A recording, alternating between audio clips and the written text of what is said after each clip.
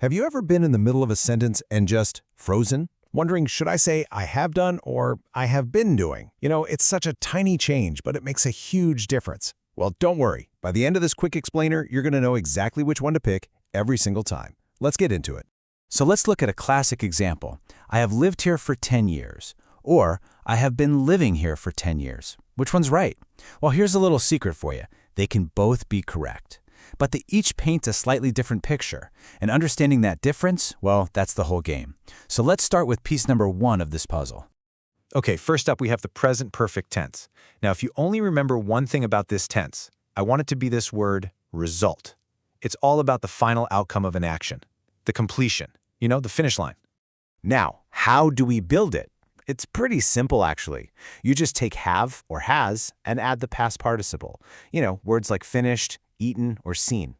Its entire job is to put a big spotlight on the fact that something is done. It's all about that final outcome. So yeah, I'm going to say it again. The magic word for the present perfect is result. Just ask yourself a simple question.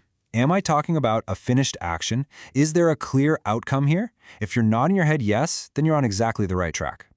And this focus on results pops up in a few common situations.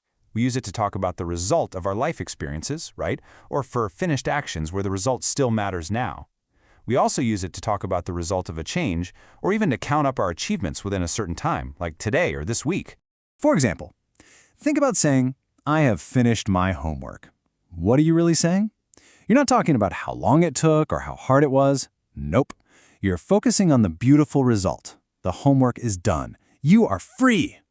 Or how about this one? She has visited Paris. The trip itself is over, sure, but the result, the experience, the photos, the memories, that's something she has right now. It's a completed action with a result that lasts.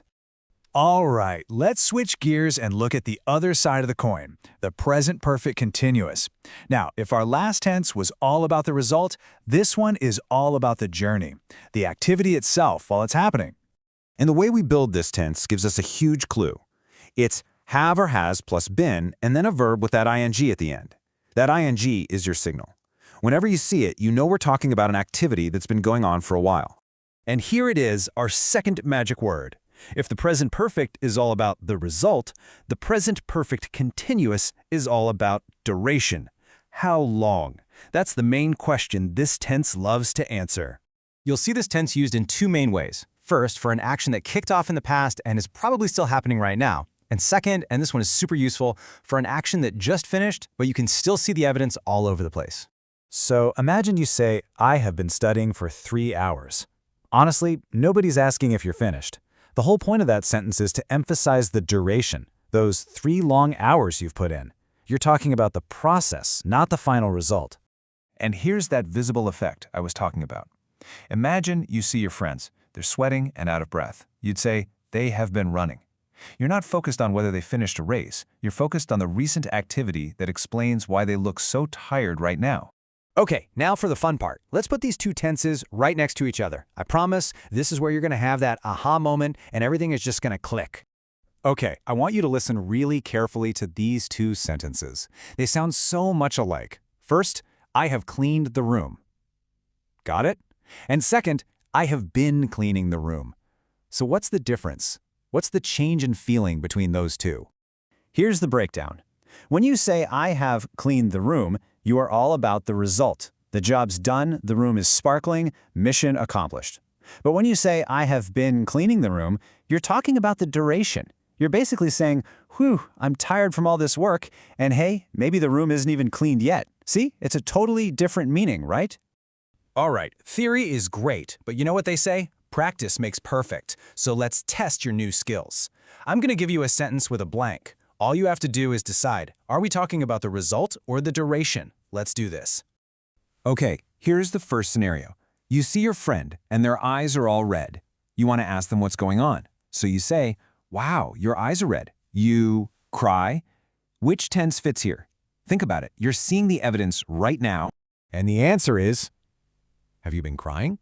Of course. Why? Because your focus is on the recent activity, the crying, that created the result you can see right now, the red eyes. It's all about that duration and its immediate effect. All right, ready for number 2? Here it is. She read 3 books this week. In this sentence, we're counting something that's been completed. So is that a result or is it a duration? It's gotta be has read. No doubt about it. We're focused on the result, the finished quantity of 3 completed books. That's a classic example of focusing on a clear, finished achievement. See? You've totally got this.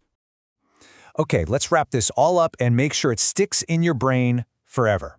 We've boiled everything down to a super simple cheat sheet that you can use anytime you're feeling stuck. It honestly doesn't get any simpler than this. The next time you're about to speak, just hit pause for a second and ask yourself one thing. Am I trying to talk about the finished result? If yes, use the present perfect. Or am I trying to talk about the ongoing activity? If so, use the present perfect continuous. Result versus duration. That is the whole secret. And just like that, you've cracked the code on one of the most confusing bits of English grammar. Nicely done. So what's next? What other grammar topic drives you crazy and you want us to break it down just like this? Let us know in the comments below. We'd love to hear from you. Now go on and use your grammar skills with confidence.